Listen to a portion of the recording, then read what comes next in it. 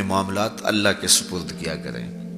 لیکن ان سب کے باوجود اگر مشکلات آ جاتی ہیں تو کوئی بات نہیں، مشکلیں آزمائشیں یہ اللہ کی طرف سے نبیوں کو آئی ہیں۔ حضرت امام رازی نے لکھا ہے کہ مکے سے لے کر طائف تک 70 ایسے نبیوں کی قبریں ہیں جن کی وفات صرف بھوک کی وجہ سے ہوئی۔ تو ہم ایک دن کا فاقہ آ جائے، تھوڑا سا کاروبار نرم ہو جائے تو بابوں کے پاس بھاگ کے اللہ کے ساتھ شریک ٹھہرانے لگ جاتے ہیں۔ کیوں؟ کس وجہ سے؟ آزمائش سہیں، برداشت کریں۔ تو اوپر نیچے یہ دن بدلتے رہتے ہیں، دن پھرتے رہتے ہیں، ہر وقت جو ہے کہ جادو ہو گیا، ٹونا ہو گیا، سایہ ہو گیا، بندش ہو گئی ہے، ہر وقت اسی چکر سے ہم نکلتے نہیں ہیں۔ اللہ پر توکل رکھیں، وہ رزق دیتا ہے، وہ رزق تنگ بھی کرتا ہے، وہ رزق کشادہ بھی کرتا ہے، بندوں کو آزماتا بھی ہے، بندوں کو ڈھیل بھی دیتا ہے۔ اس کی ڈھیل سے بھی ڈریں اور اس کی آزمائش میں بھی پورا اترنے کی کوشش کریں اور اسی کے حضور دامن پھیلائیں۔ جب مشکلیں آ جائیں تو مصلح بچھا لیں، گھر کے بچوں کو بھی کہیں کہ یہ مشکل آ گئی ہے، لگتا ہے اللہ ناراض ہو گیا، چلو مصلح بچھاؤ۔ اگر بیٹیاں بھی نماز پڑھ رہی ہوں، نوافل ادا کر کے رب کے حضور دعا مانگ رہی ہوں، بیٹے بھی دعا مانگ رہے ہوں، چھوٹے چھوٹے بچے بھی دعا مانگ رہے ہوں، تو کیا اللہ خالی موڑ دے گا؟ تو زیادہ سے زیادہ نیک مجالس کے اندر شامل ہو جائیں۔ تو بالخصوص میں اپنے پیر بھائیوں کو پابند کرتا ہوں کہ آپ اپنے گھروں میں بھی پابند کریں، کسی بابے کے پاس نہ جائیں۔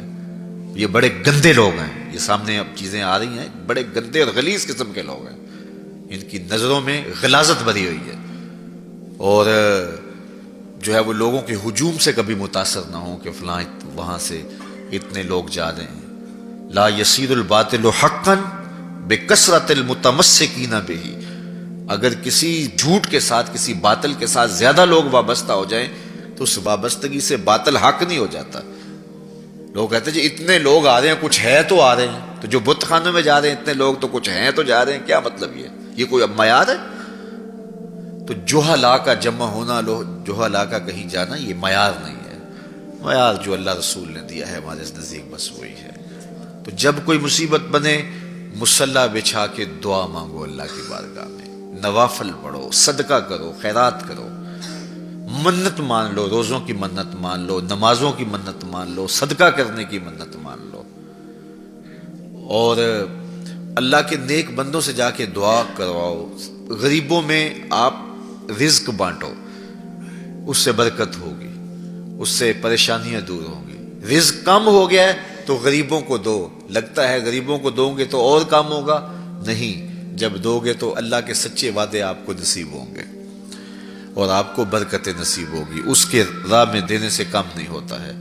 اس لیے میں خاص طور پہ یہ باتیں اس لیے کر رہا ہوں کہ ان دنوں کے اندر بہت زیادہ جو ہے وہ اس طرح کے لوگ ہیں اور مختلف جو ہے وہ چینلز کے اوپر ان کو سامنے لایا جا رہا ہے، تو ان لوگوں سے اپنے دامن کو چھڑائیں اور صالحین کی صحبت کو اختیار کریں۔ صالحین کی صحبت سے آپ کو نور ملے گا، روشنی ملے گی۔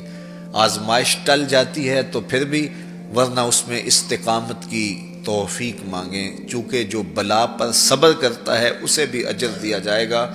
صحیح حدیث میں آتا ہے کہ اہل بلا کو قیامت کے دن جو صلہ دیا جائے گا تو دوسرے لوگ آرزو کریں گے کاش ہمارے جسم کو لوہے کی کینچیوں سے کاٹ دیا جاتا۔ تو یہ جو تکلیفیں آتی ہیں یہ گناہ اس سے جڑتے ہیں، اس سے درجے بلند ہوتے ہیں، اس سے اللہ کی قربت نصیب ہوتی ہے۔ تو مصیبت آئی تو بابے کے پاس بھاگ گئے، جو فاسق اور فاجر اور مشرکانہ عقائد رکھتا ہے اس کے پاس بھاگ گئے، تو پھر ایک مصیبت بھی صحیح اور ایک اپنا ایمان بھی اجاڑا۔ اس لیے اس مصیبت سے جو باطنی فوائد ملیں گے، جو روحانی مرتبے بلند ہوں گے، ان کو حاصل کریں۔ تو غیرت کے ساتھ جینے کا ڈھب ہم سیکھیں، مت ایسے لوگوں کے پاس جائیں۔ اللہ آپ کو مجھے اپنی رحمتوں کے سائے میں رکھے۔